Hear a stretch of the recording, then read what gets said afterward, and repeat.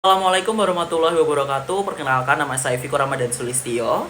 Saya merupakan mahasiswa Universitas PGRI Yogyakarta, program studi bisnis digital dengan NPM 24133300041. Sebagai seorang mahasiswa, kita sering mendengar bahwa kita adalah agen of change. Namun, di tengah tantangan kontemporer seperti intoleransi dan dinamika geopolitik, posisi kita bukan sekedar label, melainkan penggerak solusi. Hari ini saya akan membahas mengenai posisi strategi warga negara muda dalam memperkuat demokrasi, persatuan, dan ketahanan nasional Indonesia. Setiap warga negara memiliki hak dan kewajiban. Sebagai seorang mahasiswa sistem informasi atau data science, hak saya adalah mendapatkan akses teknologi dan informasi yang adil. Namun, kewajiban saya adalah menggunakan ilmu tersebut untuk kemaslahatan publik. Sebagai contoh konkret, kewajiban saya adalah memastikan integritas data dan memerangi hoax yang memecah belah bangsa.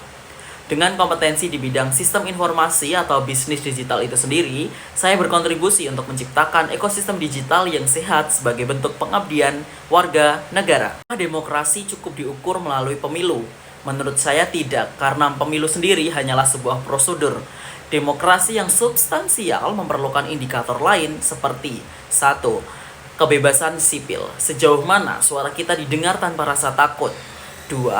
Transparansi dan akuntabilitas, bagaimana kebijakan publik dipertanggungjawabkan.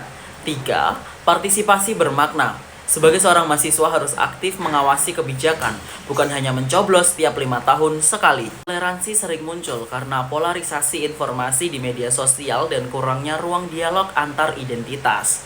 Gagasan solutif yang saya ambil. Sebagai seorang mahasiswa, saya menawarkan solusi melalui digital literasi campaigns. Kita harus menjadi jembatan informasi yang netral dan mendorong kolaborasi lintas komunitas untuk meruntuhkan sekte-sekte prasangka di masyarakat. Ketahanan nasional sangat dipengaruhi oleh geostrategi. Bagaimana kita memanfaatkan letak geografis Indonesia yang strategis untuk keamanan dan ekonomi.